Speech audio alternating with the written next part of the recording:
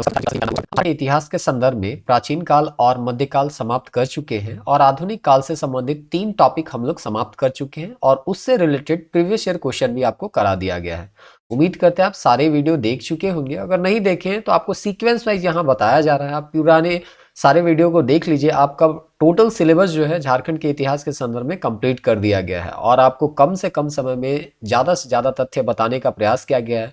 Previous year question को ध्यान में रखते हुए हम लोग सारे तथ्य को बताने का प्रयास कर रहे हैं और साथ में आपको क्वेश्चन भी करवाया जा रहा है। तो उम्मीद करते हैं आप लगातार इस वीडियो को, इस सीरीज को देख रहे होंगे और इस वीडियो को भी आप अंत तक देखिएगा। हम लोग 3 टॉपिक खत्म कर चुके हैं। झारखंड में अंग्रेजों का आगमन, ब्रिटिश हुकूमत के खिलाफ संघर्ष, ये काफी लंबा टॉपिक था और इसके बाद पिछला जो वीडियो हम लोग यहाँ पे कंप्लीट किए वो 1857 का क्रांति था और उससे रिलेटेड जो एमसीक्यू था उसको हम लोग सॉल्व किए। आज यहाँ पे हम लोग पढ़ने वाले हैं राष्ट्रीय आंदोलन। राष्ट्रीय आंदोलन में जो राष्ट्रीय स्तर पे जो आंदोलन चल रहे थे उसमें भारत के कई हिस्सों में इस तरह के जो आंदोलन चल रहे थे उसमें लोगों ने भागीदारी ली। उसमें झारखंड के किन किन लोगों का भागीदारी था और कहां कहां इस तरह के आंदोलन चल रहे थे, उसी को आज हम लोग यहाँ पे समझेंगे इस एक वीडियो में।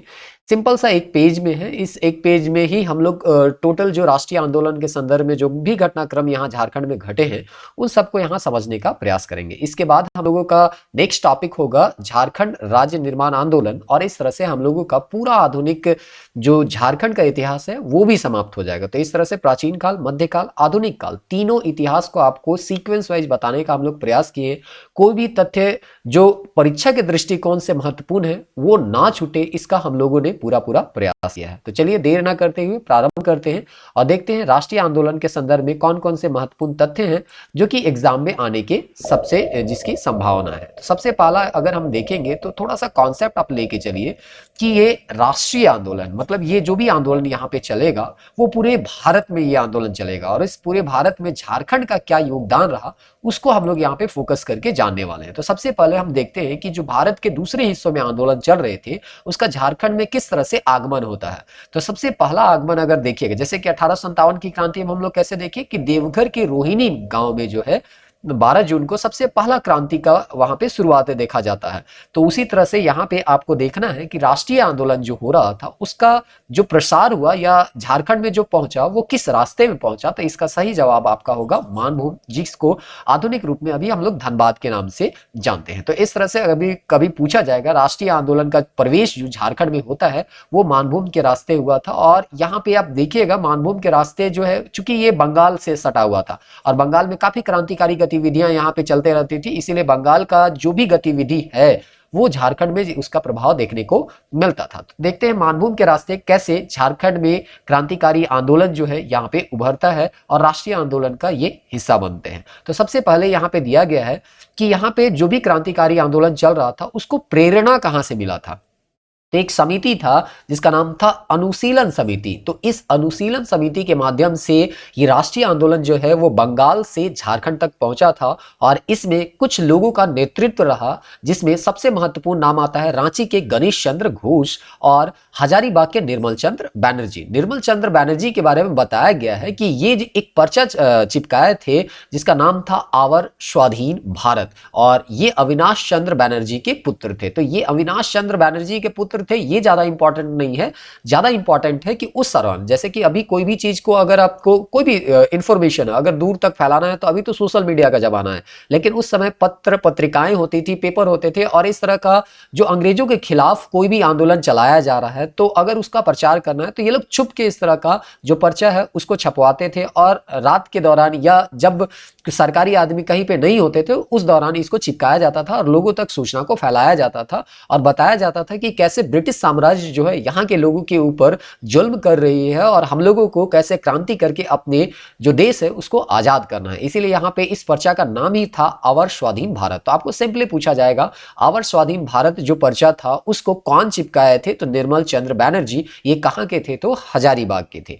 आगे एक हजारीबाग के ही एक सबसे महत्वपूर्ण व्यक्ति में आता है नाम, जिसका नाम है राम विनोद सिंह। ये संत कोलंबा स्कूल महाविद्यालय में ये हजारीबाग के छात्र थे और अपने छात्र छात्र जीवन में ही ये कई आंदोलन यहाँ पे चलाएंगे जो कि छात्र के रहते दौरान यहाँ पे होगा। जैसे अभी भी छात्र नेताओं के द्वारा कई बार आंदोलन चलाया जाता है।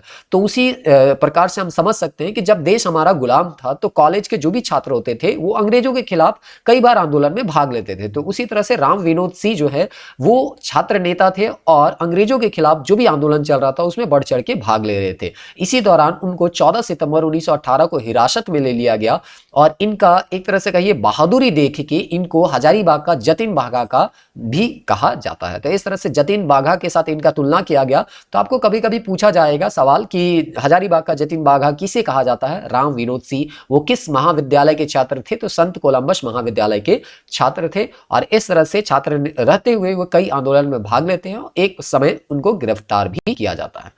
आगे हम लोग देखते हैं धनबाद के रास्ते तो देख लिए। अब हम लोग देखते हैं सिंहभूम के रास्ते। सिंहभूम में पूर्वी सिंहभूम, पश्चिमी सिंहभूम और सरायकेला खरसावां, ये तीनों क्षेत्र को आप मान के अभी फिलहाल चलिएगा। और इसमें भी सबसे महत्वपूर्ण जो जगह है जमशेदपुर। जैसे कि आपको पता है कि 1907 को ही यहाँ पे टाटा का स्थापना हुआ था, टाटा स्टील का यहाँ पे स्थापना किया गया था। इसलिए यहाँ पे कई जो पढ़े लिखे व्यक्ति थे यहाँ पे काम भी करते थे और देश के दूसरे जगह जो भी क्रांतिकारी गतिविधि चल रहा है या जो भी राष्ट्रीय आंदोलन चल रहा है उससे ये अवगत होते थे। तो इस तरह से यहाँ जो है वो महत्वपूर्ण केंद्र बन सकता था और इसीलिए यहाँ पे जो है वो राष्ट्रीय आंदोलन का महत्वपूर्ण केंद्र बनता भी है। तो सिंहभूम के रास्ते हम लोग देखते हैं झारखंड में कैसे ये आंदोलन प्रवेश करता है। तो देखते हैं जमशेदपुर में ढाका, मेमनसिंह और कलकत्ता के क्रांतिकारी आकर छिप जाते थे और प्रचार करते थे। तो कहा जाता था, देखिए ढाका हो गया आपका जो बांग्लादेश में हो गया, मेमनसिंह भी बांग्लादेश में ही पड़ता है और उसके बाद कलकत्ता में जो भी क्रांतिकारी गतिविधि में भाग लेते थे वो लोग क्या होते थे, ब्रिटिश साम्राज्य से या ब्रिटिश जो पुलिस थे उससे बचने के लिए, छिपने के लिए वो लोग झारखंड आते थे क्योंकि ये एक पूरा जंगल प्रदेश था और यहाँ छुपने के काफी जगह थे। अगर लोकल आदमी अगर यहाँ पे कोई किसी का पता नहीं बताएगा तो अंग्रेज जो है यहाँ किसी को ढूंढ नहीं पाते थे। इसीलिए जब भी किसी को छुपना होता था तो वे झारखंड की ओर आते थे और इस तरह से सिंहभूम में जैसे कि छुपना वगैरह हो गया तो ढाका, मेमनसिंह जो कि अभी फिलहाल बांग्लादेश में दोनों मिलेगा, या कलकत्ता में कहीं पे भी आंदोलन हो रहा है तो बचने के लिए लोग जो हैं वो झारखंड की ओर आते थे। और इस तरह से यहाँ पे कोई इस तरह का फैक्चुअल क्वेश्चन तो नहीं बनता लेकिन फिर भी कॉन्सेप्चुअल टाइप से यहाँ पे एक बार क्वेश्चन यहाँ से पूछा गया है, जैसे कि आप प्रीवियस ईयर क्वेश्चन यहाँ पे लिखा हुआ है देख पा रहे होंगे। तो कभी कभी पूछा जाता है कि ढाका, मेमनसिंह, कलकत्ता में जो भी क्रांतिकारी है वो छिपने के लिए कहाँ पे आया करते थे? तो सिंहभूम का जो जमशेदपुर जगह है या सिंहभूम के दूसरे इलाका में भी आते थे। आगे यहाँ पे दिया है सिंहभूम के ही एक सबसे महत्वपूर्ण नेता थे या नेतृत्व यहाँ पे देखने को हमको मिलता है, इनका नाम था अमरनाथ मुखर्जी। ये क्यों फेमस थे? तो जैसे कि अभी हम लोग देखे, निर्मल चंद्र बैनर्जी जो है वो हजारीबाग में आवर स्वाधीन भारत नामक पर्चा को चिपकाते हैं और लोगों के बीच जागरूकता फैलाते हैं कि हमारा देश को अब आजाद करने का समय आ गया है और बढ़ चढ़ के लोगों को क्रांतिकारी गतिविधियों में भाग लेना है। उसी तरह से अमरनाथ मुखर्जी भी जो है वो जगह जगह पे अपने विचार को रखते हैं और इसी दौरान विश्व पटल, न केवल झारखंड में और न केवल अपने देश में बल्कि विश्व पटल में भी ये जो है अपने विचार को रखते हैं। और उसी का एक उदाहरण दिया है 1908 ईस्वी में ये न्यूयॉर्क जाते हैं, अमेरिका जाते हैं और वहां पे ये एक नारा देते हैं कि हमारा जो देश आजाद होगा वो रक्त रंजित क्रांति से ही होगा, यानी कि अगर हिंसा का भी रास्ता अख्तियार करना पड़े तो हम पीछे नहीं होंगे, ऐसा अमरनाथ मुखर्जी का एक विचार था। तो इस तरह से ये कलकत्ता निवासी गिरीन्द्रनाथ मुखर्जी के भाई भी थे। तो ये इंपॉर्टेंट नहीं है किसका भाई है किसका पुत्र है, सबसे ज्यादा इंपॉर्टेंट है कि ये जो है न्यूयॉर्क में जाके बोलते हैं कि अब हमारा आजादी जो है रक्त रंजित क्रांति के द्वारा ही प्राप्त होने वाला है और इस तरह से अपना विचार को यहाँ पे अमेरिका में रखते हैं और अपना जो भी विचार है उसको रखने के बाद अपना क्रांति के लिए ये बहुत सारे लोगों का समर्थन प्राप्त करना चाहते हैं। तो इस तरह से ये सिंहभूम यानी कि पूर्वी सिंहभूम में भी हम लोग देखें जमशेदपुर जो इलाका है सबसे इंपॉर्टेंट है, उसमें यहां पे ये आंदोलन जो है उसका प्रभाव आपको देखने को मिलता है। अब हम देखते हैं संथाल परगना। संथाल परगना यानी कि आप ये साहेबगंज, गोड्डा, दुमका, ये जो हमारा झारखंड का उत्तर और पूरब का हिस्सा है ये भी बंगाल से सटा हुआ है। तो यहाँ पे देखते हैं कि यहाँ पे किस तरह से जो राष्ट्रीय आंदोलन उसका प्रचार होता है। तो यहाँ आपको दिख रहा होगा रोहिणी ग्राम के बारे में चर्चा है, जैसा कि हम लोग पिछले चैप्टर में भी पढ़े थे कि रोहिणी ग्राम ही वह देवघर का जगह था जिसमें 1857 का क्रांति जो है 12 जून को शुरू होता है। तो इस तरह से रोहिणी ग्राम में बताया गया है कि दो महत्वपूर्ण राष्ट्रीय स्तर के नेता जो थे, जिनका नाम था अरविंद घोष और बारिंद्र घोष, दोनों भाई थे। उनके नाना जो थे राजनारायण बसु, वो रहते थे रोहिणी ग्राम में। और इस तरह से जब अलीपुर बम कांड यहाँ पे हुआ था, तो जैसे कि बताया गया कि जमशेदपुर में ढाका, मेमनसिल, कलकत्ता के क्रांतिकारी छुपने आते थे। तो इस तरह से बिहार, यूपी तरफ अगर कहीं पे इस तरह का अगर कोई क्रांतिकारी गतिविधि हुआ हो और वहां के जो युवा हैं वो छिपने के लिए आते थे, तो जो पड़ोसी एक तरह से कह सकते हैं, जो झारखंड का सीमा वाला जो जिला है, उसमें आके ये लोग छुपते थे। तो इसी तरह से यहाँ पे दिया गया है 1909 में अलीपुर बम कांड हुआ था। आपको थोड़ा बहुत आइडिया होगा, खुतीराम बोस और प्रफुल्ल चाकी के द्वारा ये मुजफ्फरपुर के जो यहाँ पे एक तरह से कह सकते हैं जज थे, किंग्सफोर्ड, उनको मारने का प्रयास किया गया था। वो बच गए थे, लेकिन ये जब ये कांड होगा या बम कांड होगा तो पुलिस के द्वारा छापामारी किया जाएगा, और उसी छापामारी के दौरान ये लोग अपने को बचाने के लिए या इनसे संबंधित जो भी लोग हैं, वो लोग अपने आप को बचाने के लिए इधर उधर भागते हैं। उसी में से कुछ लोग जो हैं झारखंड में भी यहाँ पे आते हैं, सेल्स लॉज, और यहाँ पे एक लॉज था सेल्स लॉज, वहां पे ये लोग ठहरते हैं। और यहाँ आने के बाद जो है और भी क्रांतिकारी गतिविधियों को अंजाम देने के लिए बहुत सारा काम करते हैं, जिसमें कहा गया है कि वहीं पे पहाड़ी था, पहाड़ी के पास ही ये लोग बम बना के उसका शक्ति का परीक्षण भी करते थे। तो इस तरह से क्रांतिकारी जितने लोग थे वो लोग छुपने के लिए झारखंड में आते थे, और उनमें भी एक गांव का नाम यहाँ पे आपको देखने को मिल रहा है, रोहिणी गांव। तो इस तरह से ये संथाल परगना में हम लोग राष्ट्रीय आंदोलन का प्रवेश को हम लोग थोड़ा सा देखते हैं। आगे हम लोग देखते हैं झारखंड में गांधी जी का आगमन। अभी जो भी हम लोग देखे वो क्रांतिकारी गतिविधि था, यानी कि एक तरह से कह सकते हैं थोड़ा हिंसात्मक गतिविधि था। अब यहाँ पे हम देखते हैं गांधी का जब आगमन होगा तब गांधी के जो 3 आंदोलन होंगे, भारत असहयोग आंदोलन, सविनय अवज्ञा आंदोलन और भारत छोड़ो आंदोलन, तो उस आंदोलन में झारखंड का क्या योगदान रहा, यहाँ किस तरह से आंदोलन को आगे बढ़ाया गया, उसके बारे में अब हम यहाँ पे जानने का प्रयास करते हैं। तो झारखंड में गांधी का आगमन अगर पूछा जाएगा तो कहा जाता है जब लंदन में थे श्याम कृष्ण सहाय, उसी समय 1917 में कहा जाता है गांधी को ये रांची आने का निमंत्रण दिए थे। और इस तरह से जब गांधी जी वापस यहाँ पे भारत आते हैं तब 4 जून 1917 को वो झारखंड पहुंचते हैं, और झारखंड के की भी रांची पहुंचते हैं। और यहाँ पे छोटा नागपुर में कहा जाता है गांधी जी जब पहली बार आए थे तो 21 दिन तक यहाँ पे ठहरे हुए थे। तो इस तरह से सबसे महत्वपूर्ण नेता में गांधी जी का नाम आता है, और वो झारखंड में 4 जून 1917 को यहाँ पे पहली बार आए थे। तो ये डेट जो है इंपॉर्टेंट है, इसको याद रखना है। और श्याम कृष्ण सहाय इसको निमंत्रण दिए थे, इनको निमंत्रण दिए थे रांची आने का, तो ये भी आप याद कर सकते हैं। अगला देखते हैं, सबसे महत्वपूर्ण राष्ट्रीय नेता में नाम आता है मौलाना अबुल कलाम आजाद। तो ये इनको यहाँ पे नजरबंद किया गया था, 3 वर्षों तक ये रांची में नजरबंद थे, और यहाँ पे रांची में रहते हुए कई ये काम करते हैं जिसमें सामाजिक कुरीति था उसको दूर करने का प्रयास करते हैं, छुआछूत जो था उसको भी दूर करने का प्रयास करते हैं। इसी दौरान 2 संस्था जो है बनाया जाता है इनके देख रेख में, उनका नाम है अंजुमन इस्लामिया रांची और मदरसा इस्लामिया। तो ये अगस्त 1917 में इन्हीं के देख रेख में ये दोनों संस्था को निर्माण करवाया जाता है, और समाज में जो भी कुरीति था उसको दूर करने का ये प्रयास भी करते हैं। और इस तरह से लगभग 2.5 से 3 साल रहने के बाद इनको 27 दिसंबर 1919 को रिहा कर दिया जाता है। इस तरह से मौलाना अबुल कलाम को भी कहा जाता है कि 3 साल तक रांची में रहना पड़ा था। तो आपको पूछा जाएगा कि कौन से एक राष्ट्रीय स्तर के नेता थे जिसको 3 साल तक रांची में नजरबंद रखा गया था, तो उनका नाम है मौलाना अबुल कलाम आजाद। अब हम देखते हैं असहयोग आंदोलन के दौरान यहाँ पे क्या क्या घटनाक्रम हुआ था। तो देखिए यहाँ पे बहुत ज्यादा घटनाक्रम हुआ था, लेकिन क्वेश्चन में उस तरह से पूछा नहीं जाता है। और जैसा कि आपको बताया गया, हम लोग यहाँ पे एग्जाम के पॉइंट ऑफ व्यू से पढ़ रहे हैं, तो छोटे छोटे घटना को हम लोग यहाँ पे नहीं देखेंगे, जो भी महत्वपूर्ण घटना है उसको हम लोग यहाँ समझने का प्रयास करते हैं। तो 1920-21 में गांधी जी फिर से यहाँ पे झारखंड आते हैं अपने असहयोग आंदोलन को आगे बढ़ाने के लिए। और इस तरह से कहा जाता है उस समय जब दोबारा जब यहाँ पे आते हैं तो भीमराज बंशीधर मोदी धर्मशाला था, वहां पे वो लोग गांधी जो है वहां पे ठहरते। इसी दौरान उनके सबसे प्रिय शिष्य जो कि टाना भगत थे, वो जो है ब्रिटिश सरकार को टैक्स देना बंद कर देते हैं इस दौरान। तो ये है ना, असहयोग आंदोलन चल ही रहा था, नाम ही है असहयोग आंदोलन, यानी अंग्रेजों को कहा जा रहा था हम आपके साथ जो है वो सहयोग नहीं करेंगे, आपको किसी तरह का टैक्स नहीं दिया जाएगा। तो इस तरह से अहिंसक रूप से टाना भगत जो है वो गांधी जी का साथ दे रहे थे, और इसीलिए कहा जाता है गांधी जी का सबसे प्रियतम शिष्य जो थे वो टाना भगत ही थे।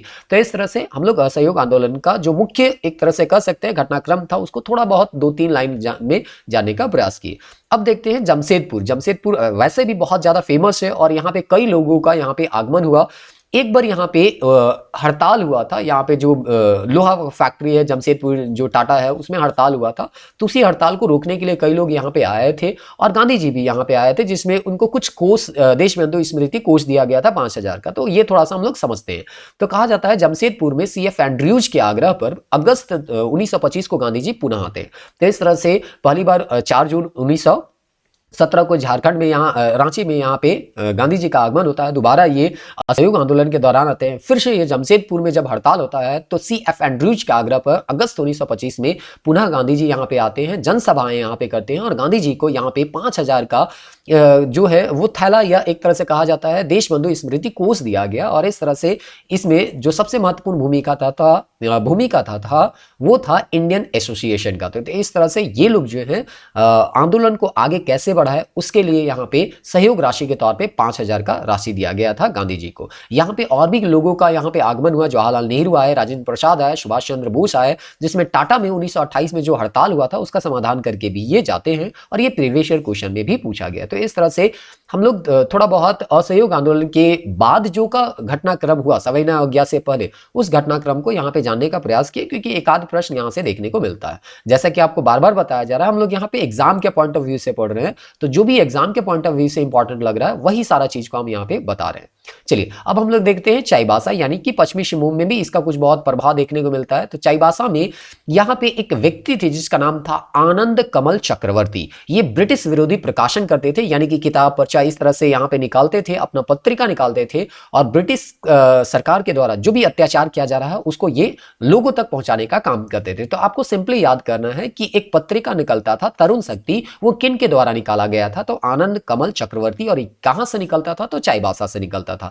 इस तरह के कभी कभी प्रश्न देखने को मिलते हैं। अभी तक तो क्वेश्चन बैंक में नहीं ध्यान दिया है गया है, हो सकता है पूछा भी गया होगा, लेकिन उम्मीद करते हैं कि इस तरह के प्रश्न आने वाले परीक्षाओं में आपको देखने को मिल सकते हैं। तो इस तरह से चाईबासा का घटना देख लिए। अब हम लोग देखते हैं देवगढ़ यानी संथाल परगना तरफ का। फिर से यहाँ पे देवगढ़ षड्यंत्र केस के बारे में एक टॉपिक है जो कि कहा जाता है 1927 को यह घटनाक्रम हुआ था। एक्चुअली वीरेंद्र भट्टाचार्य के मकान पर इस समय छापा मारा गया था और छापा के दौरान यहाँ पे कुल 20 लोगों को गिरफ्तार किया गया था और यहाँ बहुत सारे कारतूस मिले थे जिसमें लिखा है पिस्टल, कारतूस और साथ ही साथ क्रांतिकारी साहित्य बरामद हुए थे। तो इसको देवगढ़ षड्यंत्र कांड को आपको याद रखना है कि अक्टूबर 1927 के आसपास ये हुआ था और इस समय वीरेंद्र भट्टाचार्य के मकान पे छापा मिला था और कितने लोग गिरफ्तार हुए थे, क्या क्या मिला था, वो ज्यादा इंपॉर्टेंट यहाँ पे नहीं। आपको डेट यहाँ पे पूछा जाएगा और वीरेंद्र नाथ भट्टाचार्य के मकान पे छापा हुआ ये वीरेंद्र नाथ भट्टाचार्य का नाम पूछा जा सकता है।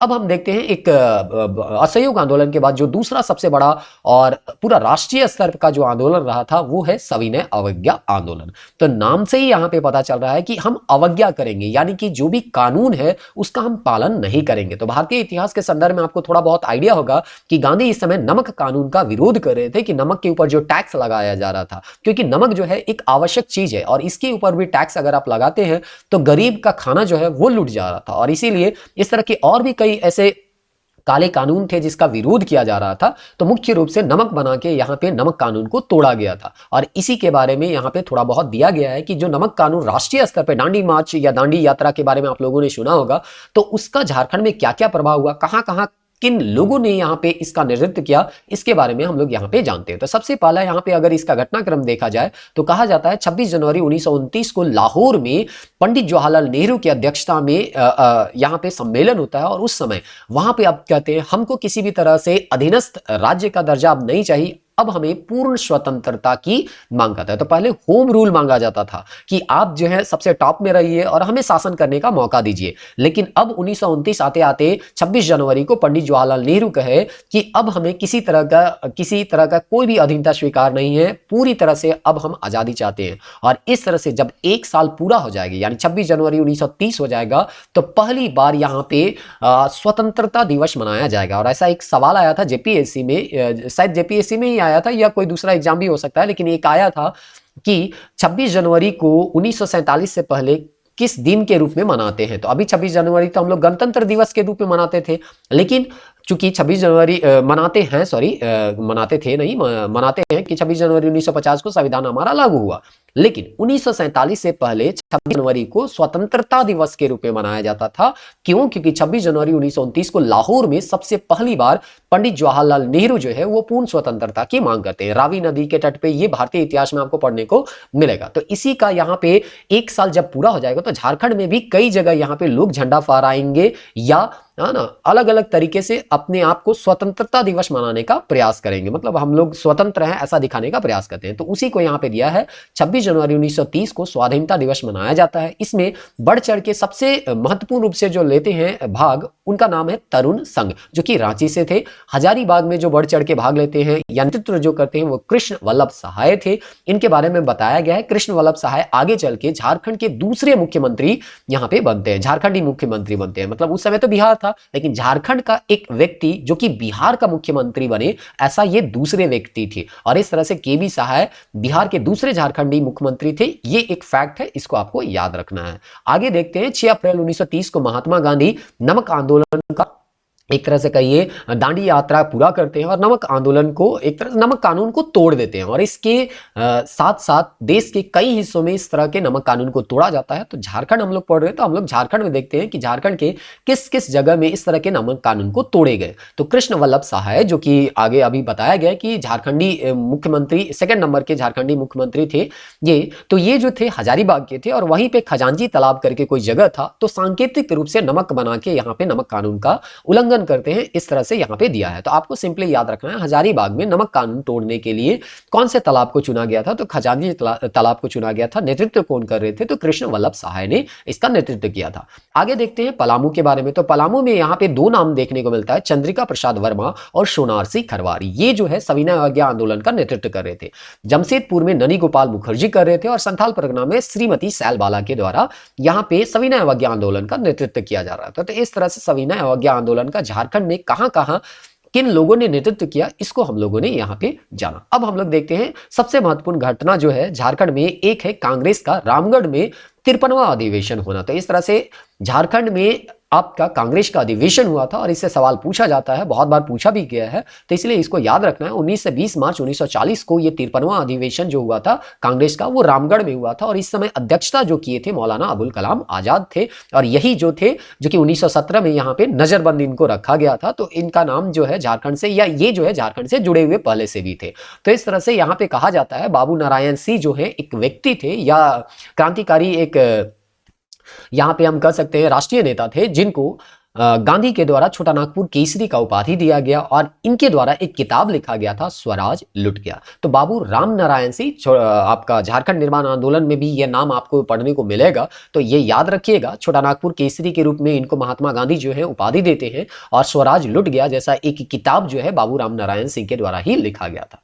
ये तो था हमारा सविनय अवज्ञा आंदोलन। उसके बाद रामगढ़ का जो 53वां अधिवेशन हुआ था वो। अब हम लोग देखते हैं भारत की आजादी के संदर्भ में सबसे महत्वपूर्ण जो आंदोलन था वो भारत छोड़ो आंदोलन था, जो कि 8 अगस्त 1942 को प्रारंभ होता है। तो यहां पे अब हमको देखना है कि जो 8 अगस्त या अगस्त क्रांति के नाम से भी इसको हम लोग जानते हैं, तो इस 8 अगस्त 1942 को प्रारंभ भारत छोड़ो आंदोलन का रांची में, हजारीबाग में, गिरिडीह में, देवघर में, संथाल परगना में किन किन लोगों के द्वारा नेतृत्व किया गया। तो रांची में अगर देखिएगा तो शिव नारायण मोदी है, विमल दास गुप्त है, सुनील कुमार राय है। यहाँ पे आपको देखने को मिलेगा, डिटेल जब पढ़िएगा तो पता चलता है ये आंदोलन जो था अन्य आंदोलन के द्वारा से तुलना करें तो थोड़ा सा हिंसक था और इस आंदोलन को वापस भी नहीं लिया गया था। तो इस तरह से यहाँ पे अंतिम आंदोलन हम कह सकते हैं भारतीय राष्ट्रीय आंदोलन का, भारतीय राष्ट्रीय इतिहास में, जो कि हम लोग कह सकते हैं आजादी के संदर्भ में अगर हम लें तो अंतिम सबसे बड़ा आंदोलन था भारत छोड़ो आंदोलन। और हिंसक होने के बाद भी गांधी जी इस आंदोलन को वापस नहीं लेते। कई रेल पटरी उखाड़ दिया जाता है, तार जो टेलीग्राफ थे उसको काट दिया जाता है, सरकारी भवन जला दिए जाते हैं, थानों पे आक्रमण किया जाता है, कचहरी पे आक्रमण किया जाता है। इस तरह से बहुत सारी चीजें, लेकिन उससे सवाल ज्यादा फैक्चुअल बनता नहीं है। इसलिए यहाँ पे आपको केवल नेतृत्व कौन कौन किए थे वो नाम याद रखना है। बाकी थोड़ा बहुत आइडिया होगा कि उग्र होगा तो थोड़ा सा अंग्रेज के जो भी प्रशासनिक भवन या कर्मचारी होंगे उसको नुकसान पहुंचाने का यहाँ पे लोगों के द्वारा काम किया जाएगा। तो इसी तरह से हजारीबाग में जो नेतृत्व किया गया था वो श्रीमती सरस्वती देवी के द्वारा किया गया था। ये एक महिला है और उस समय एक तरह से कह सकते हैं सबसे इंपॉर्टेंट नाम है महिलाओं में श्रीमती सरस्वती देवी का। तो ये नाम अभी तक तो पूछा नहीं गया है, लेकिन उम्मीद करते हैं आने वाले समय में इससे प्रश्न आपको हो सकता है दिखेगा। क्यों दिखेगा? क्योंकि कहा जाता है 1928 में ही पर्दा प्रथा उन्मूलन हेतु ये आंदोलन चला रही थी और जेल जाने वाली हजारीबाग की ये पहली महिला थी। तो इस तरह से महिला हो के भी ये पुरुषों के साथ कंधा से कंधा मिला के अपने आंदोलन को आगे बढ़ा रही थी, और इसीलिए हो सकता है आने वाली परीक्षाओं में श्रीमती सरस्वती देवी के बारे में कुछ ना कुछ प्रश्न मिल जाए। आपको पेपर कटिंग देखने को मिलेगा कि ये जो है इनका काफी योगदान रहा था हजारीबाग के राष्ट्रीय आंदोलन को आगे बढ़ाने में। गिरिडीह में एक नाम आता है बजरंग सहाय, ये भी जो है भारत छोड़ो आंदोलन में नेतृत्व कर रहे थे गिरिडीह का। आगे हम देखते हैं देवघर। तो देवघर में जो है वो दो नाम देखने को मिलता है हमको, विनोदानंद झा और अशरफी लाल। तो जैसा कि अभी आपको बताया गया, केबी सहाय जो थे बिहार के दूसरे झारखंडी मुख्यमंत्री थे। उसी तरह से यहां पे आपको जानना है कि विनोदानंद झा थे जो कि बिहार के प्रथम झारखंडी मुख्यमंत्री थे, यानी कि देवघर के होते हुए भी, यानी झारखंड के होते हुए भी ये बिहार के मुख्यमंत्री बने थे 61 से 63 के बीच। और इस तरह से जो आपका एक तरह से कह सकते हैं जयपाल सिंह मुंडा का जो पार्टी था, झारखंड पार्टी था, उसका विलय भी कांग्रेस में विनोदानंद झा के नेतृत्व में ही होता है। तो इस तरह से विनोदानंद झा के बारे में आप याद रखिएगा कि झारखंडी मुख्यमंत्री जो थे वो प्रथम थे ये बिहार के। आगे देखते हैं, एक व्यक्ति का नाम है अशरफी लाल। अशरफी लाल के बारे में एक बार प्रश्न आया था, एसआई में आया था। देवघर में चली गोली में ये शहीद हुए थे 26 अगस्त 1942 को हुए थे। तो इस तरह से ये प्रश्न आया हुआ था। बहुत ज्यादा डिटेल तो इनके बारे में नहीं मिला है, लेकिन एक बार सवाल आया हुआ है तो आप इसको याद रखने का प्रयास कीजिएगा। उसी तरह से संथाल परगना में एक व्यक्ति का, एक महिला का नाम मिलता है बिरजी का, जो कि हरिहर मिर्धा की पत्नी थी और ये भी पुलिस द्वारा गोली के शिकार हुई थी 28 अगस्त 1942 को। तो कुछ इस तरह के अतरंगी सवाल भी आपको देखने को मिल जाएंगे जो कि किसी किताब में आपको जनरली देखने को नहीं मिलते हैं। तो ये लोग नेट से या कोई बहुत ही ऑथेंटिक कोई बुक होगा वहां से ये लोग देते हैं सवाल। तो आपको एक दो प्रश्न के पीछे भागना नहीं है। जो जनरल बुक में आपको देखने को मिलता है फैक्ट, वो फैक्ट आपका कभी भी गलत नहीं होना चाहिए। और उम्मीद करते हैं कि आपका इस वीडियो को देख रहे हैं अभी तक, तो उम्मीद है कि आप इसको अच्छे से पढ़ रहे होंगे, रिविजन कर रहे होंगे और शॉर्ट नोट्स भी इसका बना ही ले रहे होंगे। तो आने वाले जो भी आपके परीक्षा है उसमें आपको ये बहुत सहायता करने वाला है, और उम्मीद करते हैं जो भी प्रश्न आएगा उसको ज्यादा से ज्यादा आप बना पाएंगे। अंतिम यहाँ पे दिया गया है, 9 नवंबर 1942 को जयप्रकाश नारायण अपने 5 साथियों के साथ हजारीबाग जेल में थे। यहाँ छुट गया है, हजारीबाग होना चाहिए, हजारीबाग जेल थे, उसके दीवार फांद के ये भाग चुके थे।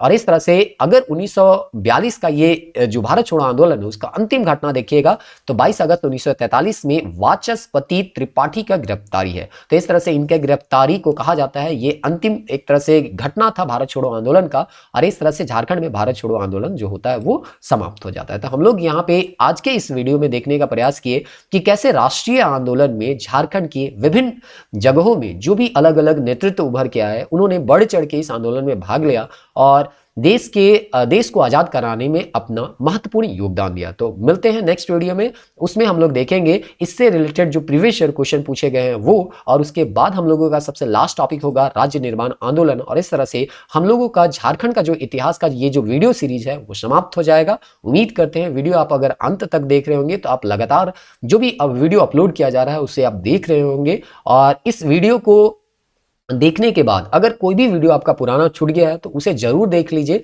और आप थोड़ा बहुत समरी बनाने का प्रयास कीजिए। और जैसे जैसे परीक्षा नजदीक आ रहा है, प्रेशर बढ़ते जाता है, तो आप रिवीजन करते जाइएगा तो ये प्रेशर आपका कम होते जाएगा। रिवीजन नहीं कीजिएगा तो प्रेशर दिनों दिन और भी बढ़ते जाएगा। तो चीज़ों को रिवाइज कीजिए और अपने को कूल रखने का प्रयास कीजिए। परीक्षा तय समय में हो या हो सकता है 1-2 सप्ताह लेट भी हो जाए, तो आपको अपने तैयारी में किसी तरह का कोई भी कमी नहीं रखना है, क्योंकि ये बहुत लंबे समय के बाद ये एग्जाम हो रहा है। तो किसी भी तरह का कोई भी कोताही आपको नहीं रखना है। मिलते हैं नेक्स्ट वीडियो में, तब तक के लिए जय हिंद।